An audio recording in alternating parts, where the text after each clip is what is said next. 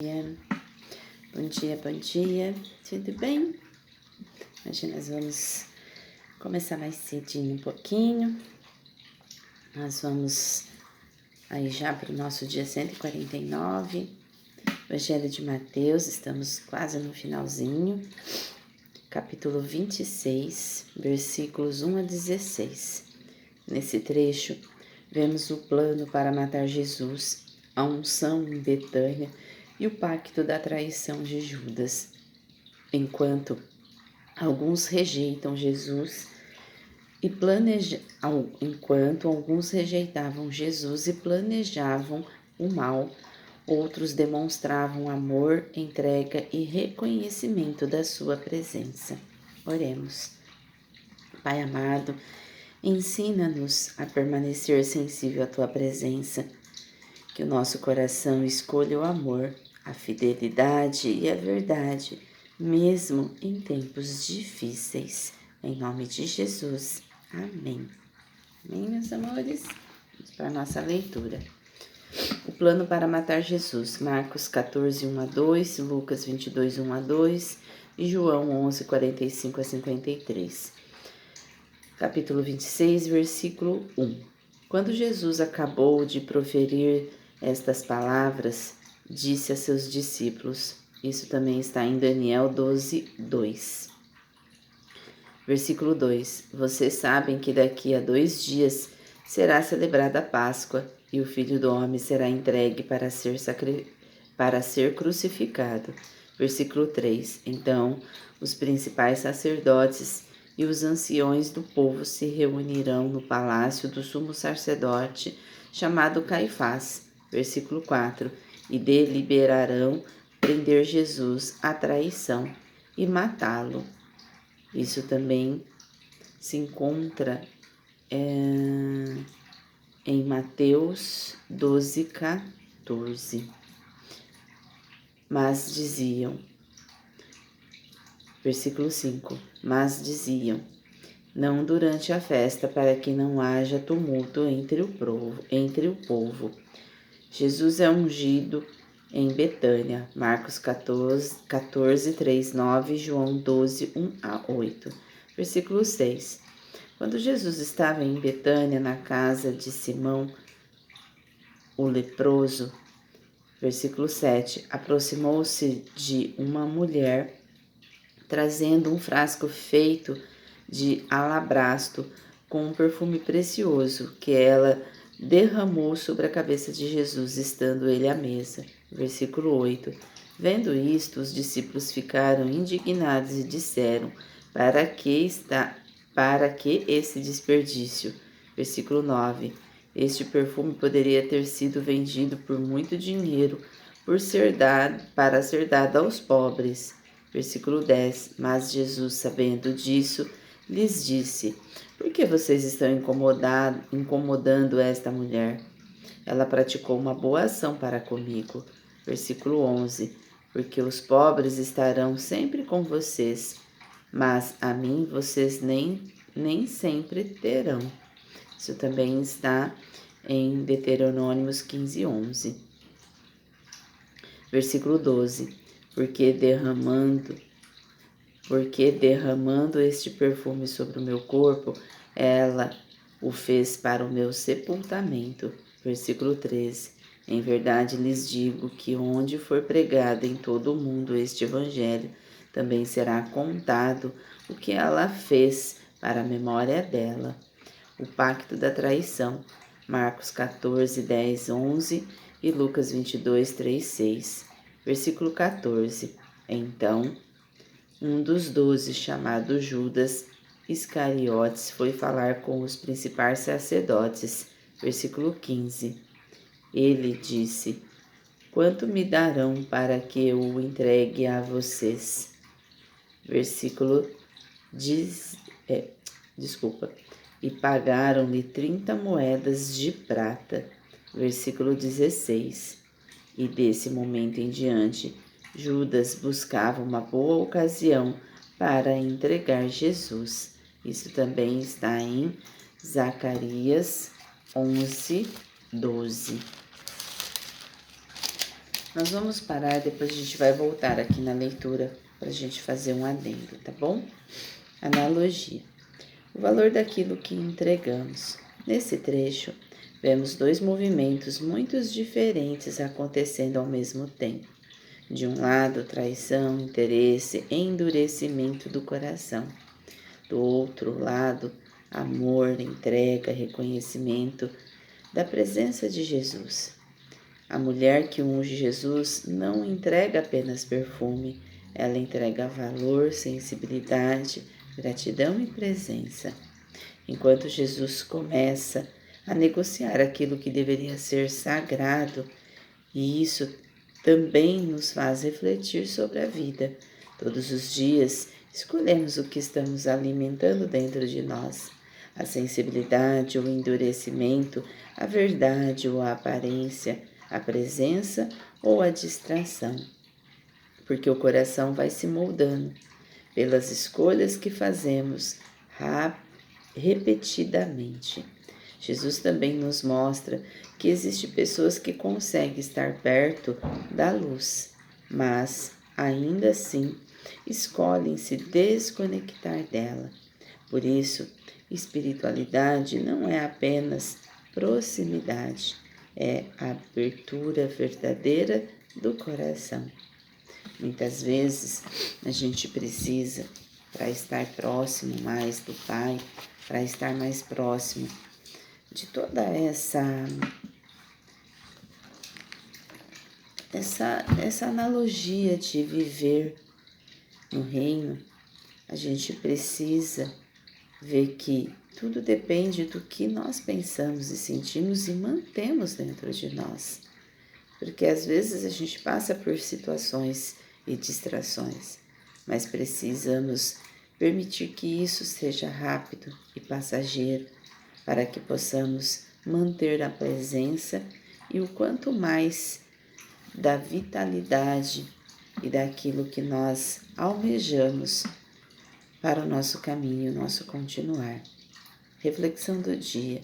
O que tenho entregado diante de Deus?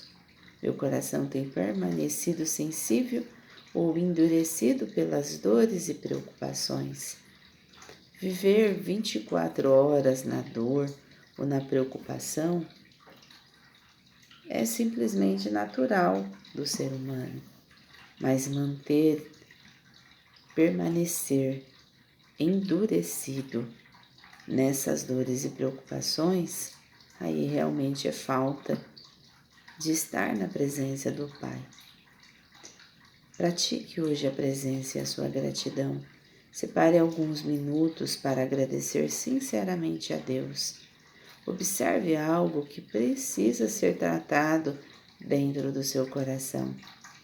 Faça hoje uma escolha alinhada com amor e verdade. Pequenas escolhas moldam o coração diariamente.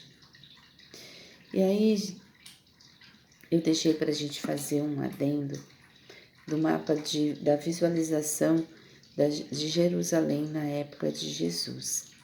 Então, se trata mais de uma compreensão histórica e geográfica dos acontecimentos narrados nesse capítulo. Então, nós vamos ver, né? Aqui o meu já está aberto, que vamos ver, aqui tem uma visão sobre Jerusalém na época de Jesus. Então, a extremidade fortificada da cidade de Jerusalém ficava no alto de montes adjacentes na região montanhosa da Judéia. Por conseguinte, ela se mostrou difícil de ser recapturada até mesmo para os romanos durante a revolta judaica, embora por fim tenha conseguido fazê-lo no ano 70, após o implacável cerco. A parte mais antiga de Jerusalém, chamada da cidade de Davi e Monte Sião, ficava ao sul do templo, mas os muros da cidade no século I d.C. também abrangiam a parte mais nova, a cidade alta, a oeste do templo, a leste, ao longo do vale de Cedron, João 18:1, estava o Monte das Oliveiras, Marcos 13:3, e ao sul de Sião ficava o vale dos filhos de Rinom, A reconstrução na imagem retrata Jerusalém por volta de 30 depois de Cristo e a orientação geral do desenho é no sentido norte. Então aqui a gente tem toda a ilustração dentro do mapa e no tópico da porta dos essênios, a porta dos essênios, na verdade, permitia que os essênios acessassem latrinas fora dos muros da cidade de acordo com as suas rigorosas leis de higiene. O palácio de Herodes era a residência de Herodes o Grande, em Jerusalém, de 23 a 4 a.C.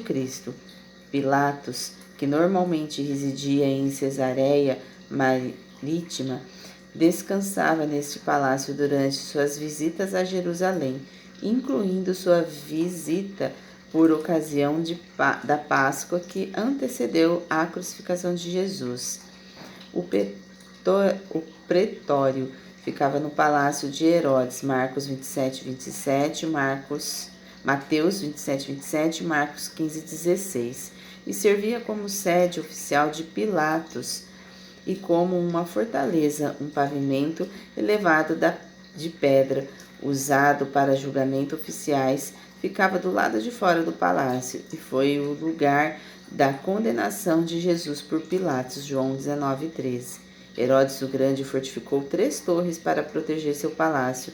Da esquerda para a direita havia a torre de Hípico, 47 metros de altura, a torre de Fazael, 42 metros de altura, e a torre de Mariane, 20 metros de altura.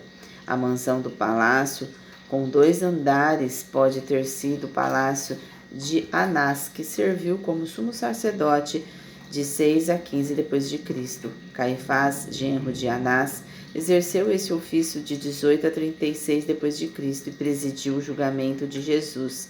Mateus 26, 57.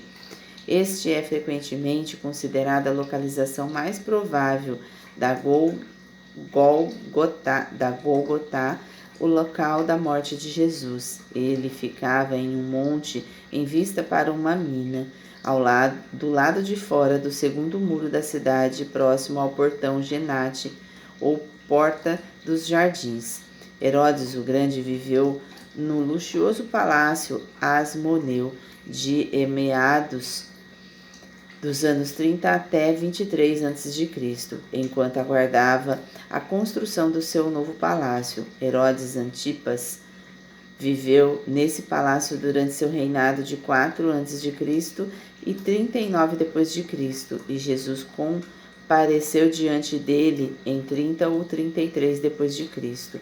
O edifício dos arquivos continha os registros públicos, incluindo genealogias, bem como os acordos feitos com agiotas, o que permitia a execução de dívidas. O cisto, construído sobre o local do antigo ginásio grego, era o lugar de reuniões para o povo em geral. A Casa do Conselho era um edifício público, talvez funcionando como escritório municipal. O templo foi reconstruído por Herodes o Grande a partir de 29 e 19 a.C. Os tanques de Betesda era 2 reservatórios, cada um medindo 95 metros de profundidade. Um pequeno templo romano dedicado a Esculápio ficava a leste dos tanques. O jardim de Getsemane estava localizado a 270 metros de Jerusalém e do Monte do Templo. O Monte das Oliveiras ficava distante de Jerusalém, o equivalente à jornada de um sábado. Atos 1:12, cerca de 1 quilômetro. A ribanceira do Vale do Cedron sempre serviu como fronteira oriental de Jerusalém. O tanque de Siloé, compare João 9:7, importante ponto de Jerusalém, ficava adjunto a uma grande represa e reservatório e recebia água da fonte de Gion. O Vale dos Filhos do Rinom ficava ao sul do monte que fora a cidade original de Davi. A cidade alta, abrigava vilas luxuosas de ricos moradores no período herodiano. Então, nós vamos parar aqui na nossa leitura e estamos em cima da nossa hora. Depois vocês olham o mapa com mais veracidade aí dentro, né? Com mais veracidade não, com mais tranquilidade, tá bom? Vamos orar. Senhor Deus, não permita que meu coração se endureça diante da vida. Ensina-me a permanecer sensível, fiel e constante na tua presença. Que minhas escolhas reflitam amor, verdade e gratidão. Em nome de Jesus. Amém. Até amanhã, meus amores.